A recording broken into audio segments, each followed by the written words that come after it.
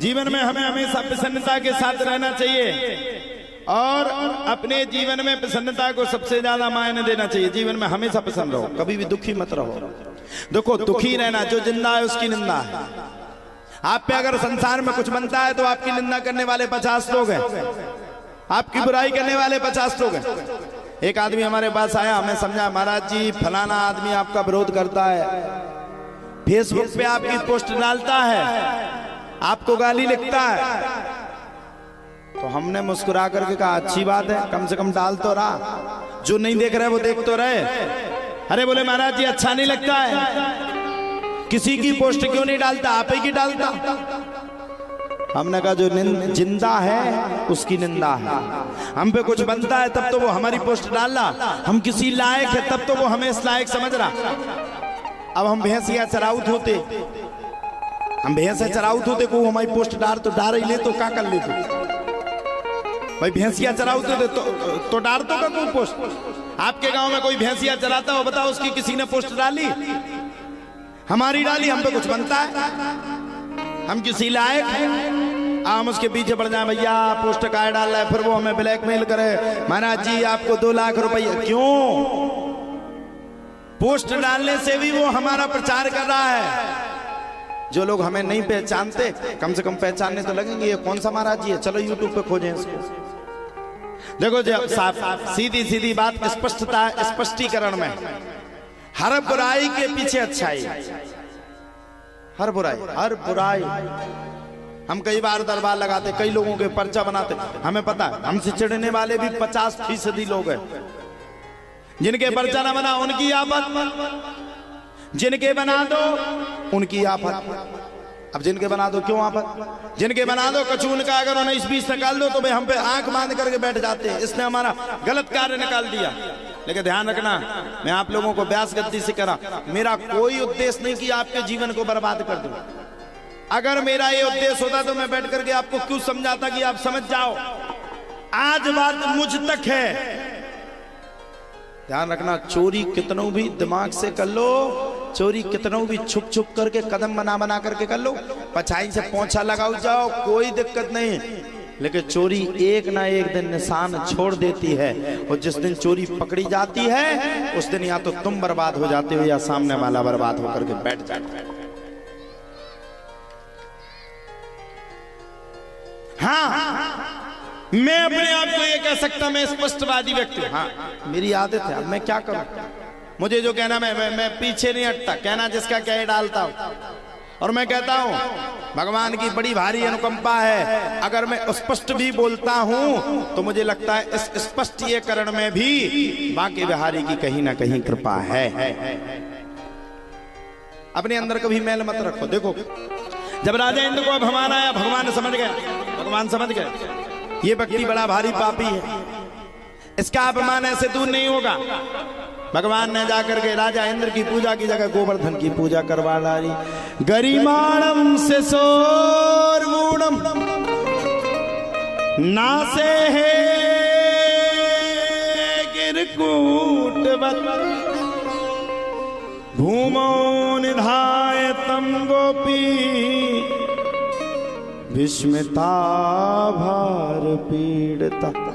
भगवान ने जाकर के गोवर्धन की पूजा करवा डाली। अब राजा इंद्र तो अभिमानी था। राजा इंद्र ने दूसरे दिन अपने सैनिकों से कहा, जाओ ब्रज में जितना अच्छा 56 प्रकार के पक्के पक्के माल पानी बने हुए हैं, ब्रज में जितने सुंदर सुंदर पकवान हो, उन सभी पकवान को उठा करके मेरे पास लाओ, मैं पाना चाहता हूं। अच्छा, अपने यहाँ गांव में एक कहावत है, 100 सुनार की 1 लोहार की। तो बोले किया अभिमान तो फिर मान नहीं पाएगा। राजा इंद्र ने कहा, जाओ बढ़िया सुंदर सुंदर पकवान मेरे लिए लाओ, इतने सुंदर पकवान लाओ, इतने सुंदर पकवान लाओ जिसकी कोई सीमा नहीं।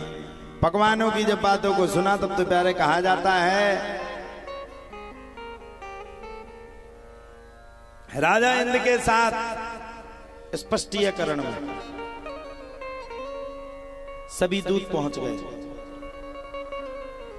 दूतों ने जाकर के देखा, भैया ब्रज की तो बहुत बुरी स्थिति है, यहां तो कुछ बचा ही नहीं, सब कुछ चट्टपट उड़ गया। लौट करके आए तो राजा इंद्र ने पूछा क्यों नहीं लाए मेरे लिए कुछ पाने के लिए। दूतों ने कहा महाराज सब खत्म। बोले क्यों? आपकी बोले किसी ने पूजा ही नहीं करी अब की बार। तो क्या बात करते हो, मेरी पूजा नहीं करी? बोले बिल्कुल सही बात करो। बोले बिल्कुल करी नहीं पूजा। किसकी कर डाली? अरे महाराज कोई ग्वाला है, छोटो से लाला है गयो, उसने जाकर के गोवर्धन की पूजा करवा डाली। अरे ये गोवर्धन कौन है? महाराज पता नहीं है, ब्रजभूमि में है और 7 कोस की उसकी परिक्रमा है, 21 किलोमीटर का पर्वत है, उसकी पूजा करवा डाली। राजा इंद्र का दिमाग खराब, इतना बड़ा कौन हो गया भैया? जल विभाग मेरे पास, पूजा किसी और की। अरे वाह, विभाग का पैसा आना चाहिए मेरे पास, पहुंच गया किसी और के पास। ठहर जाओ। राजा इंद्र ने आदेश कर दिया बड़े बड़े सामंतक नाम के मेघों को, और मेघों को आदेश करके राजा इंद्र ने कहा जाओ जाकर के ऐसी बरसात करना ब्रजभूमि में, ऐसी बरसात करना, ऐसी बरसात करना, ऐसी बरसात करना, पूरा ब्रजभूमि जल से सराबोर हो जाए। ये इंद्र नहीं बोला मैया, ये इंद्र का अभिमान बोल गया। क्या बोला? अभिमान। सामंत ग्राम के मेघों को आदेश कर दिया। भगवान बैठे थे।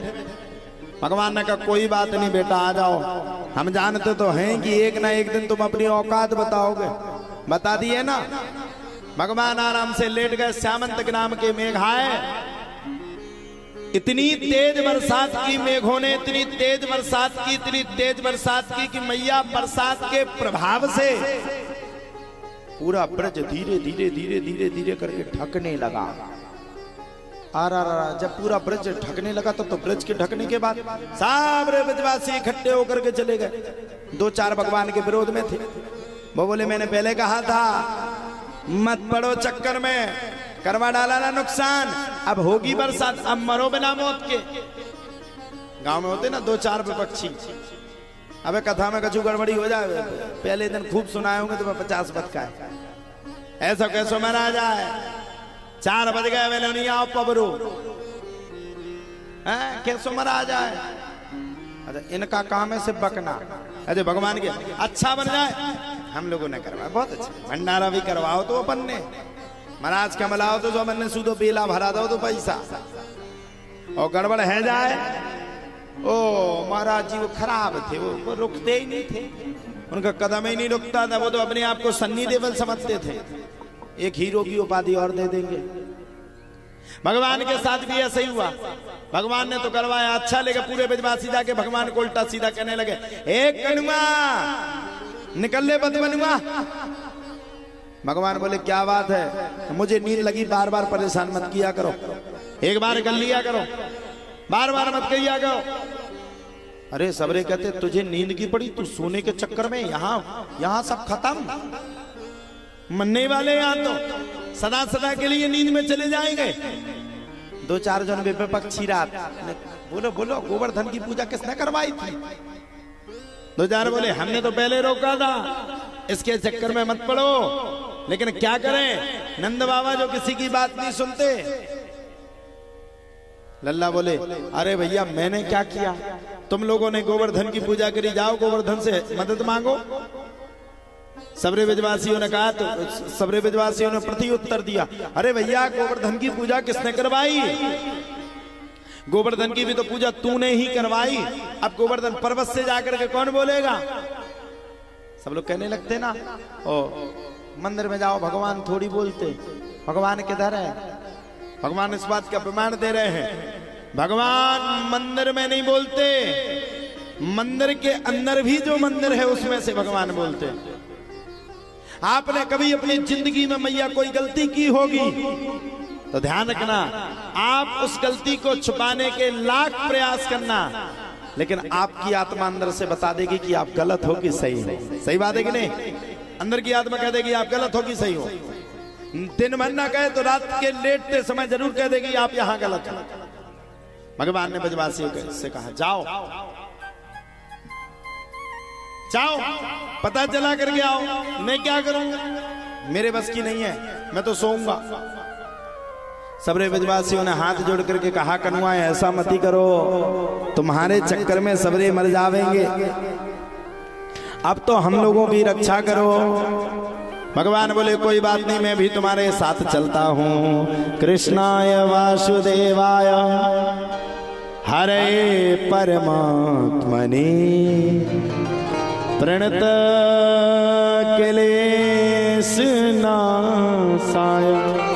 गोविंदाय नमो नमः। चल बड़े पूरे ब्रजवासी। अब गोवर्धन तो पर्वत था, लीला तो भगवान कर रहे थे।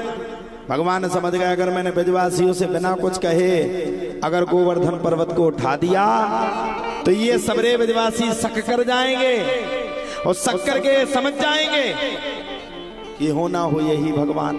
अच्छा आप लोग बताओ, हम बैठ करके इस सांड को चुंगली पे रख लें तो तुम लोग तो इतना पूजोगे जिसकी कोई सीमा नहीं।